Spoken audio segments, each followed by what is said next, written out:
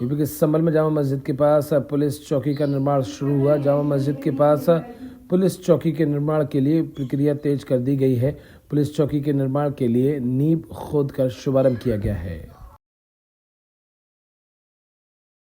आज जो है शुभारंभ किया गया भूमि पूजन से, क्या कहेंगे? संभल नगरी क्षेत्र में स्थित जामा मस्जिद के आसपास संवेदनशीलता को दृष्टिगत रखते हुए काफ़ी लोगों द्वारा अपेक्षित था कि यहाँ पुलिस चौकी का निर्माण किया जाए और संवेदनशीलता को दृष्टिगत रखते हुए चौकी का निर्माण अपेक्षित था। फोर्स यहाँ काफ़ी रहती थी, उनके आराम से रहने एवं लगातार कार्य करने के लिए चौकी का निर्माण किया जा रहा है, जिससे वे सुरक्षित रह सके और आराम से अपना कार्य कर सके। जो पुलिस चौकी का निर्माण हो रहा है, इसका क्या नाम रखा जाएगा, कुछ डिसाइड हुआ है? इस बारे में अग्रिम कार्रवाई की जा रही है, लेआउट भी तैयार किया जा रहा है और शीघ्र ही कार्य संपन्न किया जाएगा। यूपी के मुरादाबाद में तेज रफ्तार डंपर ने अनियंत्रित होकर ट्रैक्टर ट्रॉली को टक्कर मारी। हादसे में एक मजदूर की मौत हो गई। हादसे के कारण 4 मजदूर गंभीर रूप से घायल हो गए।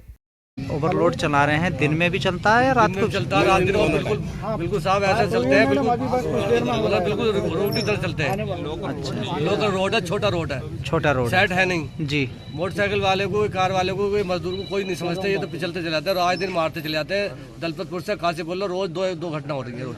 अच्छा, ये जो रोड है तो क्या डबल वाहन निकलने का है या नहीं है? नहीं है, डबल वाहन निकलने का नहीं है, सिंगल ही रोड है, सिंगल रोड है, उसी पे ये लगातार वाहन दौड़ते रहते हैं। नाम आपका? मेरा नाम दानिश अली एडवोकेट जी। ये क्या घटना घटी है यहाँ पर? यहाँ सुबह 5 बजे के आसपास पीछे से डंपर ने ट्रैक्टर लॉरी को रौंद दिया है, जिसमें एक की मृत्यु हो गई है मौके पे ही। इन डंपर वालों ने वो अति कर रखी है कि न बांध को छोटे को देखते हैं, न बड़े को देखते हैं। जैसे कि एक रिबल्टी पर 3 चक्कर लगा रहे हैं। प्रशासन में अंत आया हो गया है। जैसे अभी 2 दिन पहले भी एक डंपर से हादसा हुआ। संडे के दिन की बात है, इतवार के दिन की है। वो बिला वाले पत्थर निकलने के बीच में दुर्घटना हुई थी, उसमें भी एक बंदे की मृत्यु हो गई थी मौके पे। इन डंपरों के लिए क्या कहना चाहेंगे? ये प्रशासन से हमारा अनुरोध है कि इन डंपरों पर सख्ती बरती जाए, जिससे हादसों को रोक लगे। भैया क्या नाम है आपका, कहाँ के निवासी हैं? मेरा नाम आसिफ हुसैन है जी। मैं यहीं बेहड़ी का रहने वाला हूँ। एक दुर्घटना के कारण एक व्यक्ति की मृत्यु हुई है, तो कैसे हुई वो मृत्यु? ये जो दलपतपुर और काशीपुर मार्ग है जी इस पर ओवरलोड डंपर चलते हैं और जो है आए दिन जो है लोगों को दुर्घटना के जरिए जो है मौत होती है उसमें।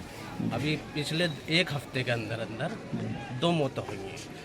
एक जो है लगभग 3 दिन पहले मौत हुई थी गुलड़िया की, उत्तराखंड में आता है वो जी। और आज जो है ग्राम बेहड़ी के एक व्यक्ति की मौत हुई है जी। तो ये डंपर से इनकी मृत्यु हुई है जी। तो डंपर तेज में रफ्तार से चलाते हैं पीछे और एक रॉयल्टी के से जो है कई चक्कर मारते हैं ये लोग। क्या लेके जाते हैं डंपरों में? रेता बजरी। जी। ये जो दुर्घटना हुई है तो ये क्या करने जा रहे थे? ये मजदूरी का ईंटें उतारने जा रहे थे। अजमत अली। कहाँ के निवासी हैं? एक रॉयल्टी से जो है 3 दिन चक्कर लगा। भैया ये जो जिनकी मृत्यु हुई है एक्सीडेंट से, क्या लगते थे आपके? चाचा लगते थे। कैसे हुआ हादसा? ये ट्रैक्टर में बैठे थे, पीछे डंपर ने मार दिया। सूचना कैसे मिली आपको? सोचने जो संग के थे उन्होंने बताया था, जो इनके साथ 3 लोग और थे। जी। क्या देखा आपने वहाँ जाके? वहाँ पे क्या देखा? वहाँ हाथ से देखा डंपर पीछे से लगा हुआ था। जी। अच्छा, लोग और थे साथ में, वो भी घायल हुए। हाँ, वो भी घायल हुए। तो उनको कहाँ एडमिट किया गया? 4 लोग थे ये। 4 लोग थे। एडमिट कहाँ किया उन लोगों को भी? उनका तो पता नहीं, ये तो अच्छा। हम कोसमोस ले गए थे इनको। तो कोसमोस आप जब लेके गए तो डॉक्टर ने मृत घोषित कर दिया था? बिल्कुल मना कर दिया। एज क्या होगी इनकी? इनकी 50 से समथिंग। 50 समथिंग है। अच्छा, 40-45 के 40-50 है। कितनी? 6 अच्छा, तो ये लगभग मजदूरी। मजदूरी। ये जो डंपर वाले ने मारा है पीछे से, तो काफी दूर तक घिरसी लगी है क्या उसमें? यूपी के आगरा में पुलिस ने पकड़ा भारी मात्रा में अवैध गांजा। उड़ीसा से आगरा लाया जा रहा था तस्करी के लिए गांजा।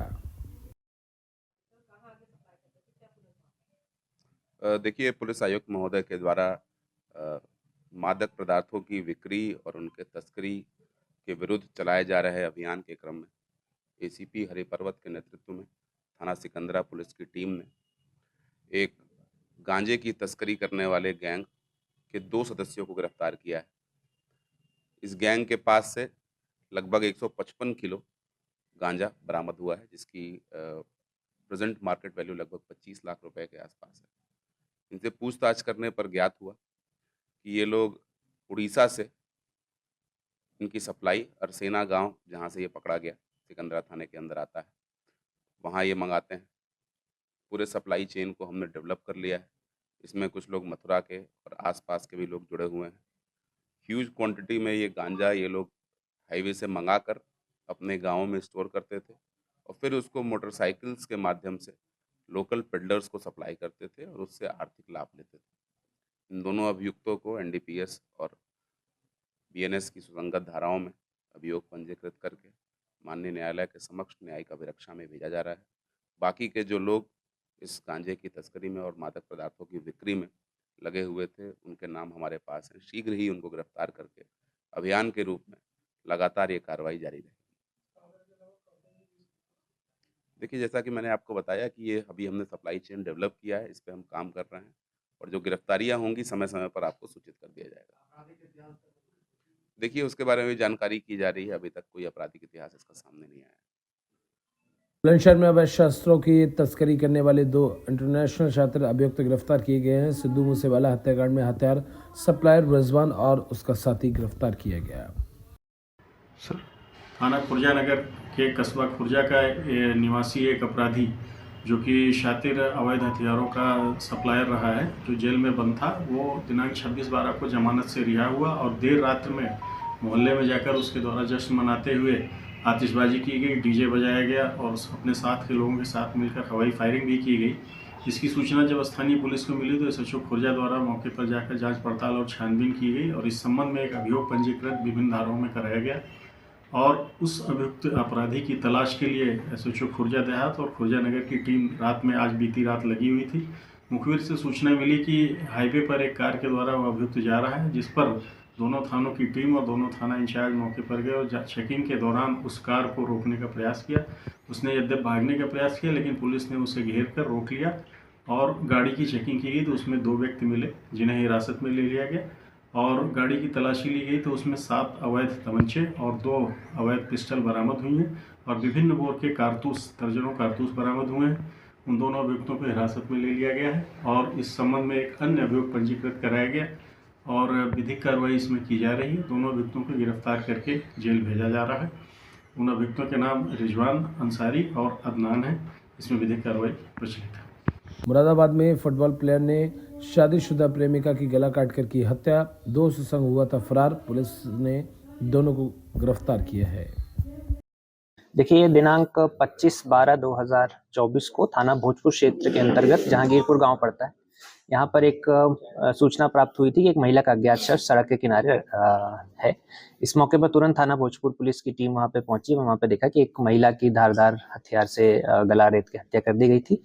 वहाँ पे तुरंत ही फील्ड यूनिट को बुलाया गया एवं डॉग स्क्वाड को बुलाया गया एवं इसमें जो शव को पोस्टमार्टम के लिए भेजा गया एवं विभिन्न मीडिया ग्रुप्स में एवं शव की पहचान हेतु उसके बारे में जानकारी की गई। तो इसमें ये निकल गया कि महिला जो है ये काशीपुर की रहने वाली थी एवं इस अपने एक मित्र जिसका मोहित नाम का व्यक्ति है, इसके साथ में रहती थी, लिव इन में थी यहाँ पे। और ये मोहित जो है ये बंगला गांव के रहने वाला है एवं जो इन घर वालों ने तहरीर दी मोहित और इसके एक दोस्त के खिलाफ में तहरीर दी कि इन्होंने ही जो है इसकी हत्या कर दी है। फिर जब थाना भोजपुर पुलिस ने जब इसकी इन्वेस्टिगेशन शुरू करी तो फिर इसमें ये पाया कि ये जो मोहित है ये नागफनी थाना क्षेत्र का रहने वाला है एवं ये इससे 2-3 साल से रिलेशनशिप में था इस महिला के साथ में एवं अब इस घर वाले जो मोहित की शादी कराना चाह रहे थे और तो ये से शादी दूसरी लड़की से करना चाह रहा था एवं इसको ये भी याद था कि जो महिला है ये पहले से अपने दूसरे जो शादीशुदा थी पहले से, ये इसके पति जो है दूसरा था, वहाँ पे रहता था, दिल्ली में रहता था, उसके संपर्क में आ रही थी। तो इसी सबको सोचने के बाद में समझने के बाद में इसने जो है इसकी हत्या करने का प्लान बनाया अपने दोस्त के साथ मिलके। तो एक उस तरह जो आता है उसके साथ में इसकी हत्या कर दी, महिला की हत्या कर दी थी। यानी सर मर्डर का जो रीजन निकला है वो इस व्यक्ति जिसके साथ रह रही थी अपने पहले हस्बैंड के पास जाना चाहती थी, ये रीजन निकला। इसमें 2 रीजंस निकल के आते हैं जो जैसा कि मोहित ने अपने कन्फेशन स्टेटमेंट में बताया है। एक तो ये कि इसके घर वाले इसकी शादी करा रहे थे तो ये चाहता था कि दूसरे से शादी कराने के लिए तो ये इसको अपने रास्ते से हटाना चाह रहा था महिला को एवं दूसरा ये था कि महिला पे इसको शक था कि महिला इसके साथ चीटिंग कर रही है, अपने पुराने पति के साथ वापस जाना चाह रही है। तो ये दोनों रीजंस के साथ में इसने मिलकर प्लानिंग यहाँ पे बनाई थी। सर इनका कोई पहले भी इतिहास रहा है? अभियुक्त का कोई इतिहास नहीं है, तो इसमें अभियुक्त से हमने पूछताछ करी तो एक ये फेमस OTT सीरीज है, उसके जब उसने देखा इस तरीके से जो मर्डर करने का इसने जो प्लान बनाया वो उस सीरीज के देख के ही इसने प्लान बनाया, वहां से उस तरह खरीदा उसने और अपने दोस्त के साथ मिलकर महिला की गला रेत के हत्या कर दी थी। महिला का और इनका एजुकेशन बैकग्राउंड क्या है? इनका education background I think high school pass है, महिला तो 8th क्लास पास है, और ये भी फुटबॉलर था, श्रीगंगानगर में फुटबॉलर, उसमें फुटबॉल प्लेयर था। ये कोविड के बाद ये वापस अपने नागफनी थाना क्षेत्र में आके रहने लग गया था। यूपी के आगरा में नववर्ष पर होटल और रेस्टोरेंट में बिना परमिशन के नहीं परोसी जाएगी शराब। होटल रेस्टोरेंट व्यवसायियों को पुलिस ने दिए दिशा निर्देश, अवैध रूप से शराब परोसने पर होगी कार्रवाई। देखिए, न्यू ईयर आ रहा है 31 और 1 को पूरे ताजगंज क्षेत्र में कई जगह पर पार्टियों की परमिशन हुई है। साथ ही बहुत सारे होटल्स भी अपने यहाँ एक इवेंट ऑर्गेनाइज करते हैं न्यू ईयर ईव का। इसके लिए हमने सभी जो पार्टी ऑर्गेनाइजर्स हैं, जो होटेलियर्स हैं, उन सबको आज पर्यटन थाने में बुलाया था। इनको हमने दिशा निर्देश प्रोवाइड किए हैं कि परमिशन जो DCP सिटी सर के यहाँ से मिली है उनमें दिए गए जितने भी दिशा निर्देश हैं उनका ये अनुपालन करेंगे। साथ ही समय सीमा का स्ट्रिक्टली पालन करेंगे। किसी भी तरह की दुर्घटना की स्थिति में पुलिस को सूचित करेंगे। कोई भी आवश्यकता होने पर भी तत्काल पुलिस को बताएंगे ताकि पुलिस पहुंचकर मौके पर सिचुएशन को कंट्रोल कर सके।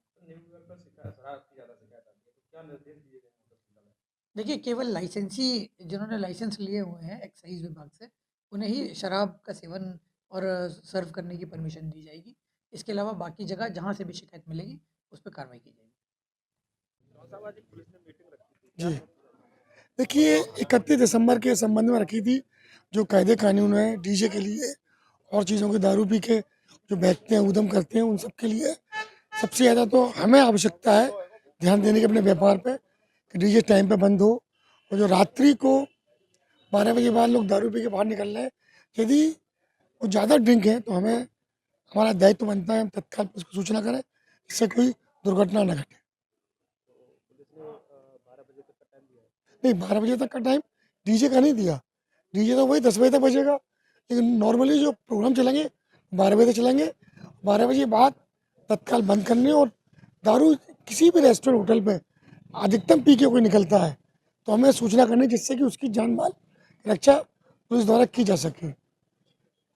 यूपी के संभल में दहेज के लिए महिला को पति और ससुराल वालों ने पीटा। महिला के दोनों हाथों और एक पैर में फ्रैक्चर हो गया है। थाना अचौड़ा कंबोह के गांव मुरथला में एक महिला को उसके पति और ससुराल वालों ने दहेज के लिए पीटा।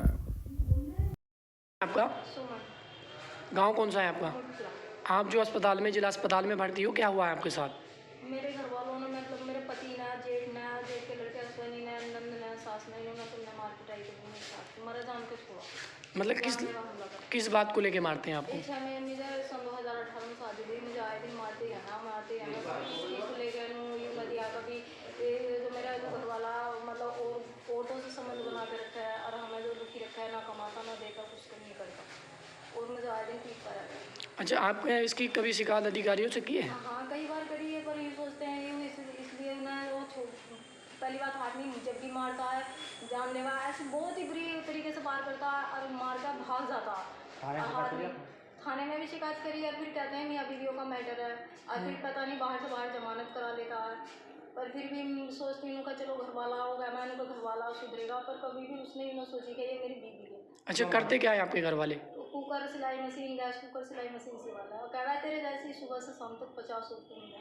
अच्छा, बच्चे हैं आप पे? जी, बच्चे हैं मेरे पास, 3 लड़की हैं 2 लड़के हैं। लड़की को बहुत गंदी तरीके से देखता, बहुत बुरा बोलता है, कहता है तेरी उम्र होगी।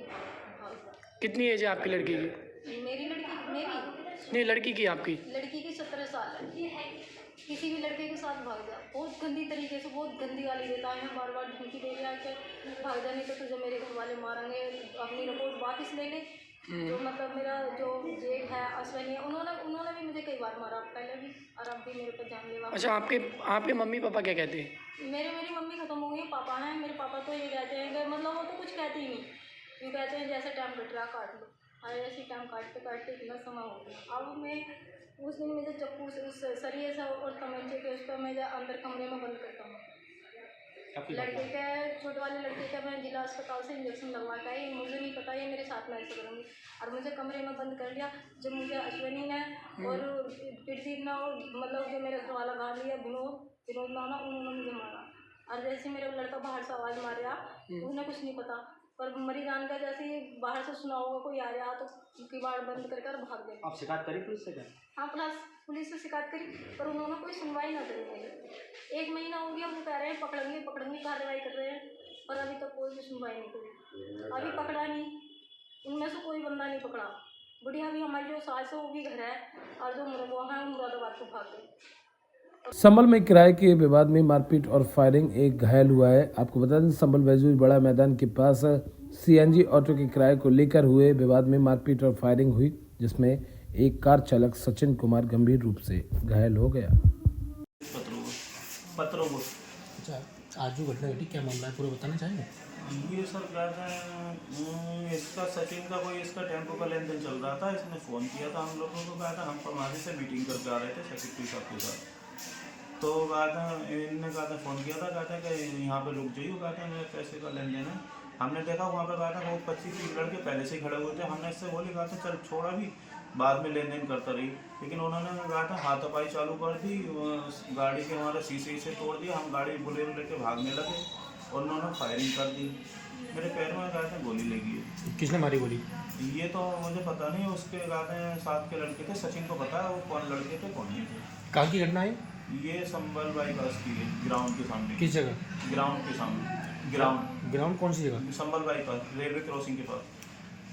मतलब जगह तो कोई होगी? रेलवे बैजोई। नाम सचिन है, पतरुआ का रहने वाला हूँ। पिताजी के नाम कुमार पाल है। और जो घटना हुई है वो मेरा किराएदार है। मैंने उसको ऑटो दिया था किराए पे चलाने के लिए। 4 महीने से उसने किराया नहीं दिया और मेरी गाड़ी सब कटवा दी। उसके पुर्जे इधर उधर बेच दिए उसने। मैंने उसको पैसे मांगे थे उससे। मामला बनिया ठेठ थाने में दर्ज हुआ। उन्होंने फैसला लिखवा दिया। फैसले में कुछ पैसे लिखवाए और पैसे लेने के लिए मैं यहाँ आया था बैजूई। वो 25-30 लड़कों को लेकर आया। उसने चाल से मुझे बुलाया कि अपने पैसे ले जाओ। जैसे ही मैं पहुँचा तो उन्होंने मारपीट चालू कर दी।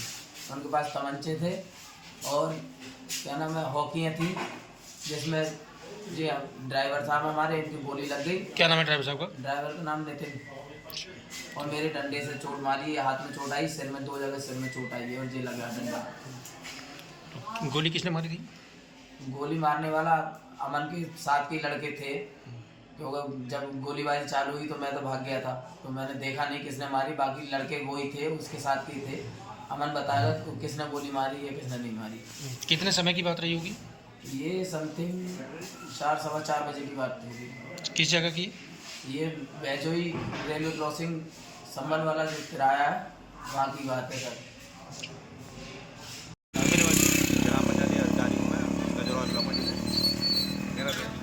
रेसिडेंट जहाँ पे पतरुआ ग्राम पंचायत कोतवाली चंदूसी लगती सर, हमारे लड़के विवाद हो गया था। तो हमारा भतीजा लगता इसे रेंट पे क्या देते हैं सीएनजी में टेम्पू दे रखा था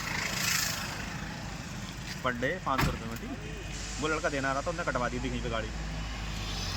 फाटापुर का लड़का है वो, उसका नाम शर्मा है वो लड़का, उसका ऐसा पता नहीं। उसका कंप्रोमाइज़ करने आए थे हम 5 लोग थे। वो उनने पीछे आकर गाड़ी रोक दी हमारी। उन्हें ठोकी जो भी थे लिया है। ठीक है, उसके बाद हम जहाँ गए गाड़ी खींच लिया, उन्होंने फायरिंग कर दी। जो हमारा ड्राइवर था उसका गोली लगेगी पैर में। कौन से पैर में लगी? लेफ्ट। क्या मतलब हालत कैसी है उनकी? CSC में आ गया, पट्टी हुई, उसको निकाल दिया। चल रहा लगा। क्या नाम है जिसको गोली लगी? नितिन कुमार।